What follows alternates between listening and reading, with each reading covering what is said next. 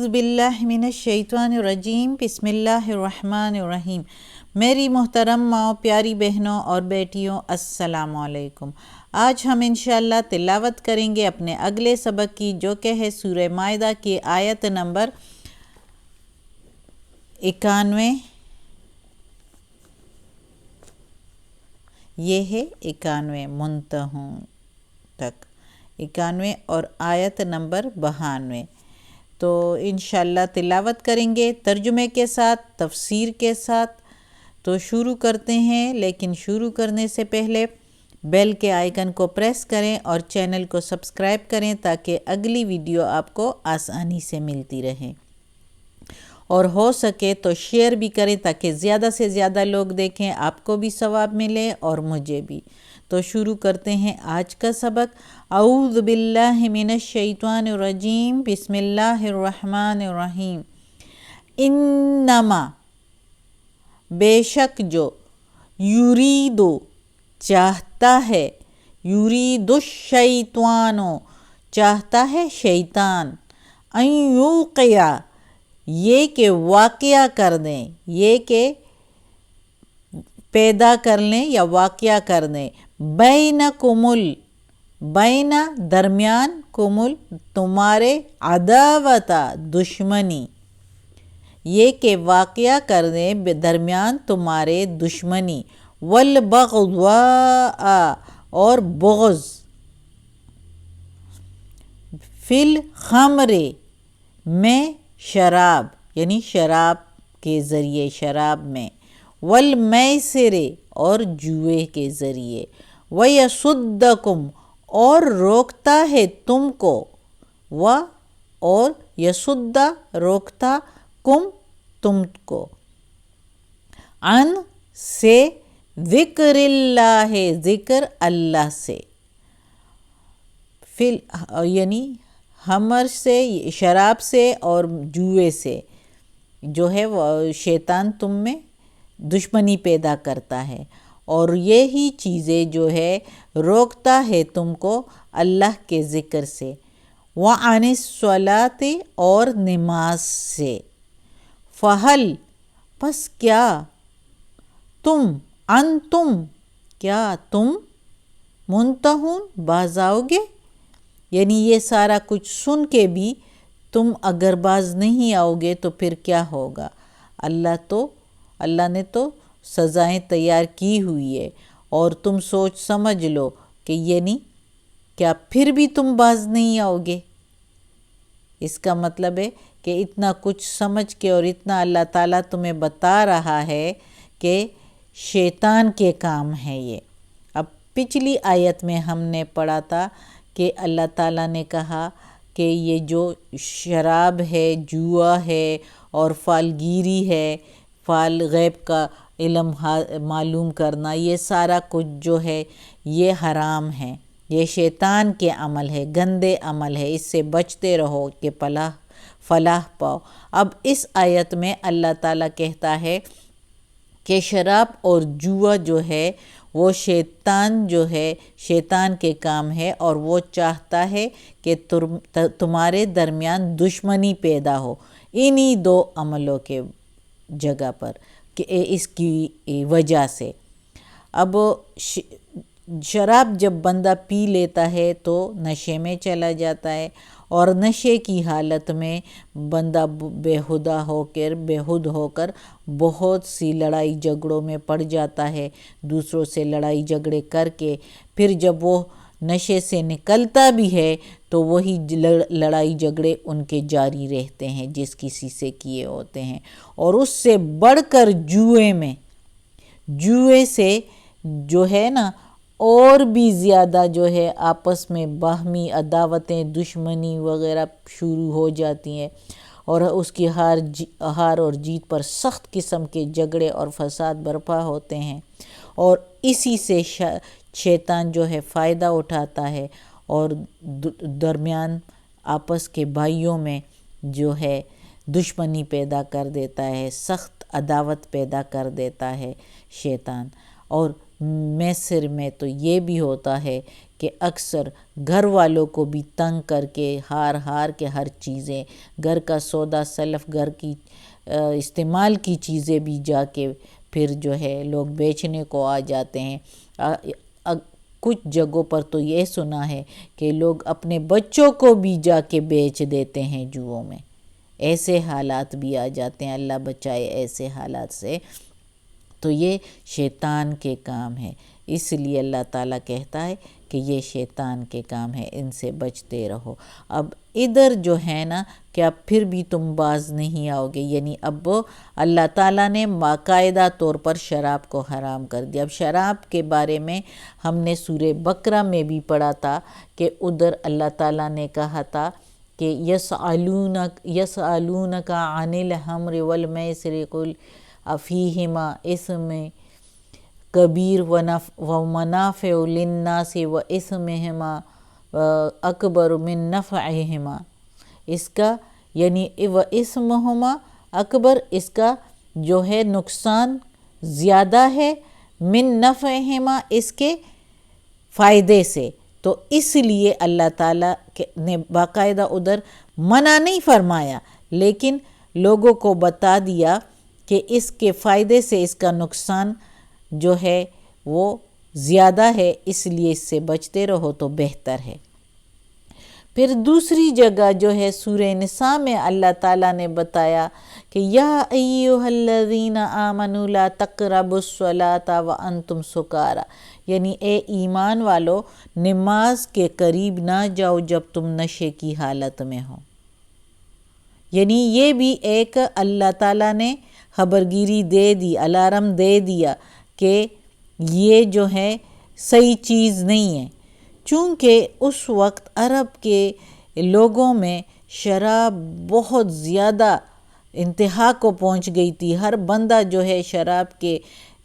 جو ہے عادت میں جو ہے لگا ہوا تھا، وہ نہیں چھوڑ سکتا تھا، ایک دم شراب کو چھوڑنا ان کا کے لیے مشکل تھا۔ شراب ان کا رواج تھا، انتہا کو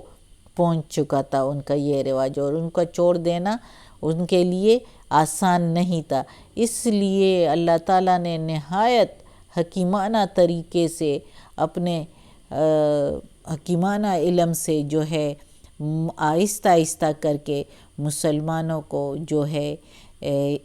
اس غلط عادت یعنی شراب سے روک دیا، اور جوئے سے اور ان چیزوں کو حرام قرار دے دیا گیا۔ اور دوسری طرف یہ تو ظاہری چیزیں ہیں جو اللہ تعالیٰ نے اس سے روکا کہ اس کے یہ ظاہری نقصانات ہیں کہ جھگڑنا وگڑنا وغیرہ،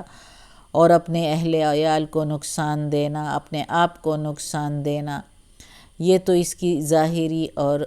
وہ ہے۔ اس کے اور بھی نقصانات یہ ہے، اللہ نے یہ بتایا ہے ان وَيَصُدَّكُمْ عَنْ ذِكْرِ اللَّهِ، اور یہ اللہ کے ذکر سے بھی روکتا ہے۔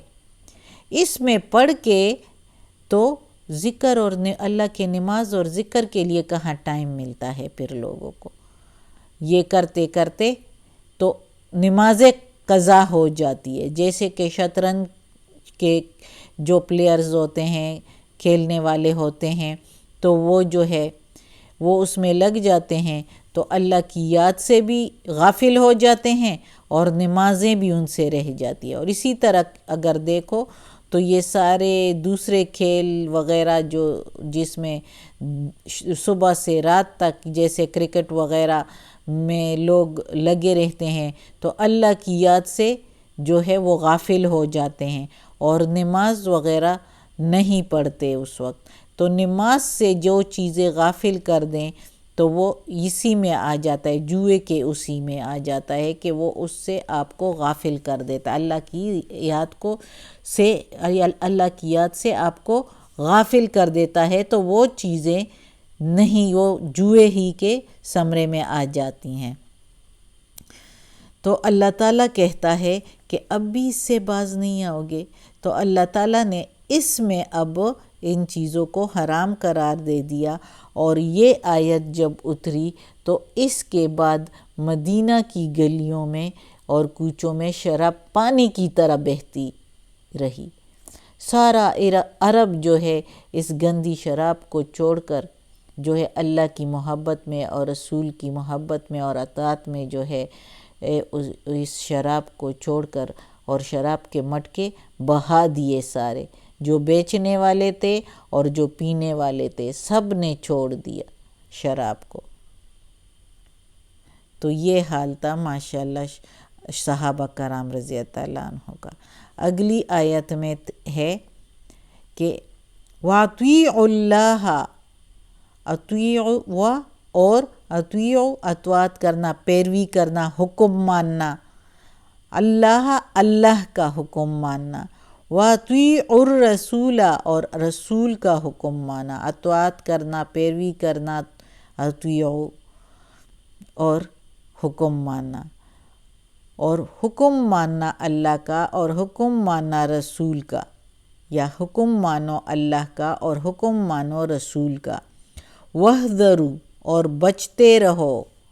یا ڈرتے رہو، فَإِن پھر اگر تولیتم تم پھرو گے یعنی منہ موڑو گے، فَاعْلَمُوا پس جان لو، انما بے شک جو، علی اوپر، رسولنا رسول ہمارے، رسولنا البلاغ رسول ہمارے پر پہنچا دینا، بلاغ المبین کھلا پہنچا دینا تھا۔ تو پس جو کوئی موڑ لے منہ اپنا یعنی پھر جائے نہ مانے، تو پس جان لے کہ بے شک ہمارے رسول پر تو پہنچا دینا تھا کھلا، تم لوگوں نے سن لیا، اب مانو نہ مانو یہ تمہارا کام ہے، تم لوگ نہیں مانو گے تو دوزخ تیار ہے، تم مانو گے تو اللہ نے جنت بھی تیار کیا ہوا ہے۔ اللہ اپنے بندوں سے بہت محبت کرتا ہے، اس لیے رسول کے ذریعے سارے اپنے احکامات بھیج دیے۔ اس کے باوجود اللہ تعالیٰ نے پھر کہا بھی کہ اللہ کا حکم مانو میرے بندو اور اس کے رسول کا حکم مانو، کیونکہ اللہ کا حکم رسول کے ذریعے پہنچانا ہوتا ہے اللہ نے۔ تو اس لیے اللہ تعالیٰ نے ساتھ کہا کہ رسول کا حکم مانو اور بچتے رہو اور ڈرتے رہو، ان کاموں سے بچتے رہو جو اللہ نے منع فرما دیا، اور اگر نہیں مانو گے تو پس جان لو اللہ نے تو ہم اپنے رسول کے ذریعے صرف پہنچا دینا ذمہ قرار دیا ہے، اس کو یہ نہیں کہا کہ زبردستی ان سے کرواؤ ورنہ تمہیں سزا ملے گی، نعوذ باللہ۔ اللہ تعالیٰ نے تو صرف یہ کہا ہے رسول کو پہنچا دینا، اب آگے لوگ مانے یا نہ مانے یہ وہ اپنی جانوں پر ظلم کریں گے یا اپنی جانوں کے لیے اچھائی کریں گے، مانیں گے تو اپنے آپ کے لیے اچھا کریں گے، کسی پر احسان نہیں ہے ان کا، اور برا کریں گے تو اپنے لیے نقصان ہے۔